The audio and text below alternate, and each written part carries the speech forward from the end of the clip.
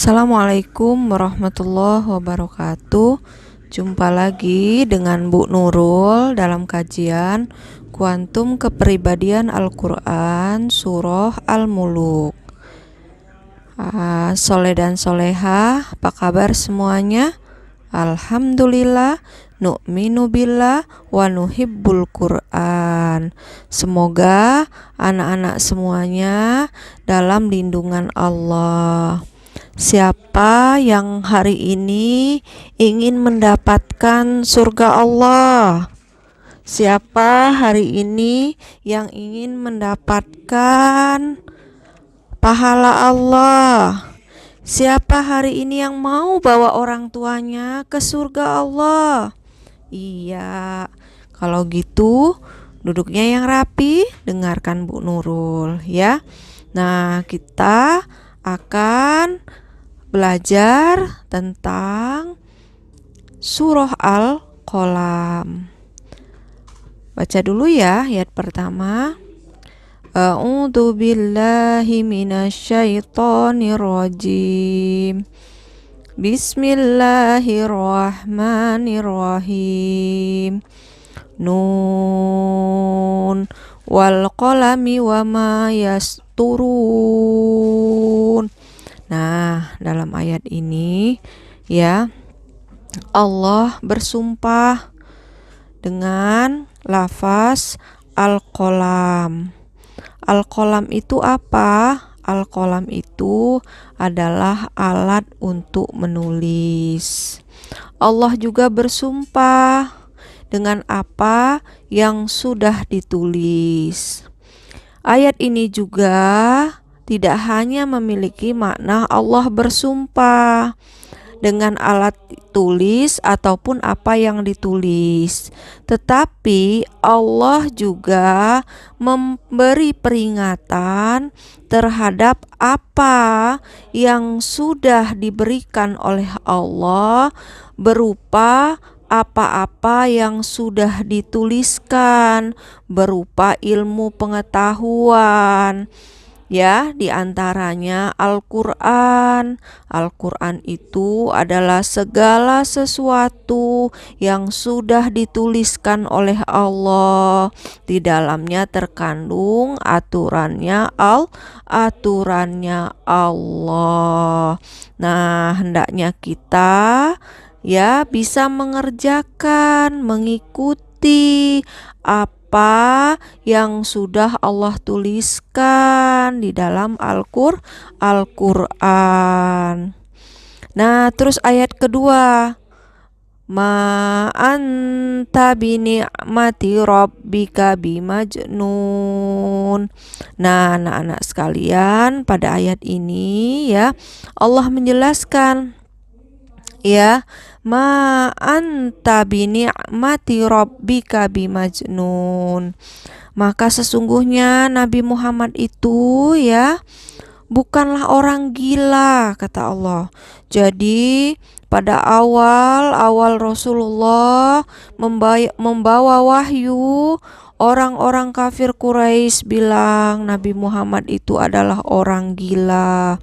Nabi Muhammad diejek-ejek sebagai orang yang gila, mengaku diri sebagai Rasul Allah, utusan Allah di tengah-tengah orang-orang yang sedang menyembah berhala. Pada saat itu aneh, anak-anak sekalian, kalau ada orang yang mengaku dirinya diutus sebagai nabi, membawa wahyu Allah, sementara masyarakat pada saat itu sedang menyembah berhala. Nabi Muhammad dianggap orang gila. Nah, pada ayat ini Allah membantah bahwasannya Nabi Muhammad itu bukan orang gila, bukan. Allah jelaskan kembali dalam ayat ketiga, wa inna laka la ajran ghairu mamnun. Dan sesungguhnya ya Nabi Muhammad itu pastilah akan mendapatkan pahala yang banyak yang tidak ada henti-hentinya. Jadi Nabi Muhammad itu bukan orang gila. Nabi Muhammad itu orang mulia yang membawa kebenaran, menyampaikan kebaikan kepada umat manusia. Dia dimuliakan oleh Allah. Dia akan mendapatkan pahala yang banyak dan terus menerus.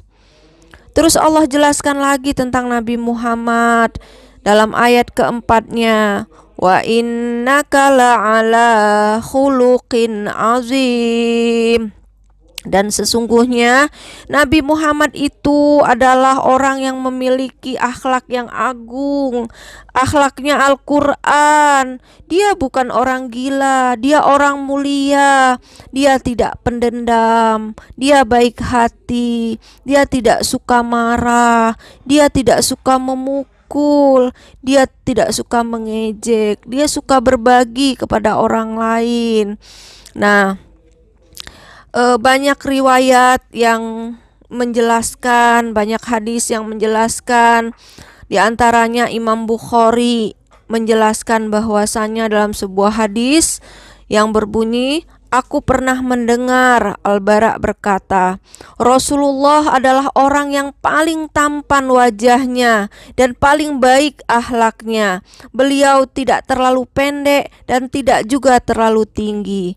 Nah, anak-anak, dijelaskan juga Nabi Muhammad itu orangnya tampan, orangnya baik hatinya, bagus fisiknya, bagus juga akhlaknya. Di dalam hadis Tirmidzi juga menjelaskan bahwasannya